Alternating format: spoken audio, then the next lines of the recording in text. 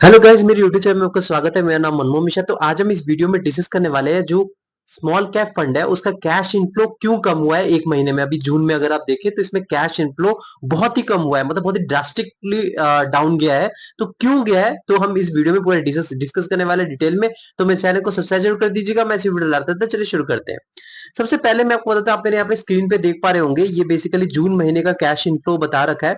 तो आप अगर यहाँ पे स्क्रीन पे अगर देख पा रहे होंगे तो सबसे पहले आपको पता चल रहा होगा कि जो सेक्टरल फंड है, मतलब जो थीमेटिक फंड है, उसमें अगर आप देखें तो 22,351 करोड़ रुपीस तक का कैश इनफ्लो हुआ है। मतलब इतने पैसा तक का इन्वेस्टमेंट हुआ है विद इन 1 मंथ।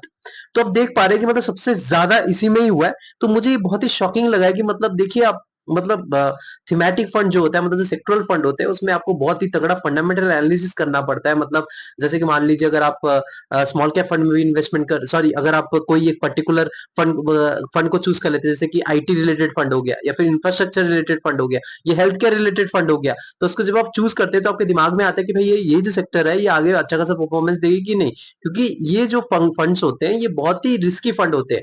लेकिन यहाँ पे फंडामेंटल एनालिसिस करके अगर लोगों ने पर्टिकुलर सेक्टर में इन्वेस्टमेंट कर रखा है, तो आप यहाँ पे देख पा रहे हैं कि मतलब ये बहुत ही शॉकिंग चीज है। मुझे भी अजीब लगा है।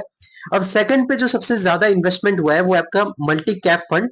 तो इसका अगर आप देखें तो 4,708 करोड़ रुपीस तक का इन्वेस्टमेंट हो रखा है। तो आप देख पा रहे हैं कि बहुत ही सही चीज है। मतलब मल्टी कैप फंड चलो हाँ थोड़ा रीजनेबल है, लेकिन यहाँ पे अगर आप डिफरेंस देखें फर्स्ट और सेकंड पे, तो बहुत ही बड़ा मार्जिन आ रहा है। मतलब वहां पे 20,000 करोड़ रुपीस तक का हो रहा है और यहाँ पे 4,708 करोड़ रुपीस। तो मतलब इतना डिफरेंस तो मुझे बहुत ही अजीब लगा है इस चीज में। और नंबर 3 पे आता है आपका फ्लेक्सी कैप फंड। इसका आप देखें तो 3,058 करोड़ रुपीस तक का।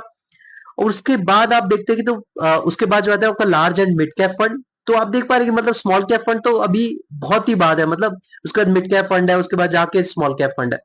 तो इतना कम इन्वेस्टमेंट क्यों हुआ है, मतलब अगर आप देखें तो स्मॉल कैप फंड में हम इस वीडियो में डिस्कस करने वाले हैं। और मुझे बहुत ही अजीब लगा। मतलब अब देखिए आप अगर, मतलब थीमेटिक फंड भी बहुत ही ज्यादा रिस्की होते हैं, क्योंकि मैंने आपको हर एक वीडियो में बता रखा है जो स्मॉल कैप फंड होता है और थीमेटिक फंड होते हैं वो ज्यादातर बराबर ही रिस्क लेके चलते हैं। देखिए आप सोच रहे हैं कि नहीं मैं थीमेटिक फंड अगर चूज कर रहा हूँ या फिर सेक्टरल फंड चूज कर रहा हूँ, जैसे मान लीजिए आपने एक आईटी सेक्टर का चूज कर लिया, तो उसमें बड़ी कंपनीज के भी होते हैं।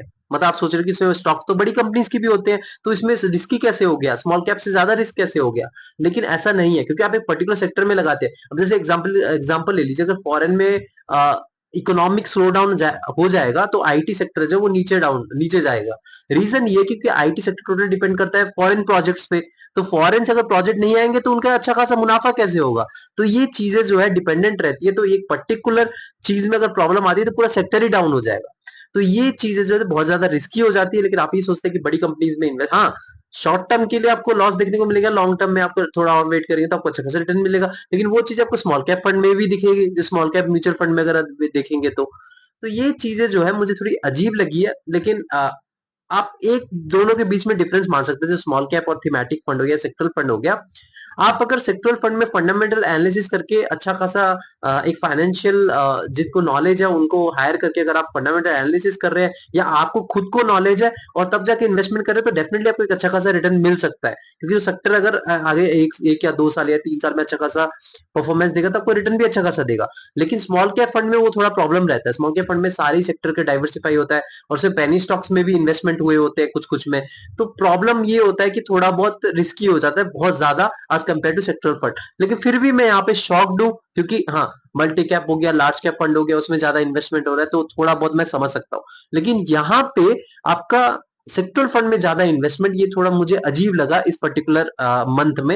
लेकिन जो भी है वो लोगों ने अपना डिसीजन लिया है, वो खुद ही फंडामेंटल एनालिसिस करके ही लिया है। क्योंकि मैं आपको बता रहा हूँ, जब सेक्टरल फंड में जाते हैं तो ज्यादा फंडामेंटल एनालिसिस करके ही इन्वेस्टमेंट करते हैं, ज्यादा डीपली जाते हैं उस पर्टिकुलर सेक्टर में कि हाँ अगले 2 साल में 3 साल में आपको अच्छा खासा रिटर्न देगा, तभी उसमें इन्वेस्टमेंट करते हैं। तो ये ओवरऑल इसमें था। तो मेरे चैनल को सब्सक्राइब जरूर कर दीजिएगा, मैं इसे वीडियो लाते रहता हूँ। Thank you.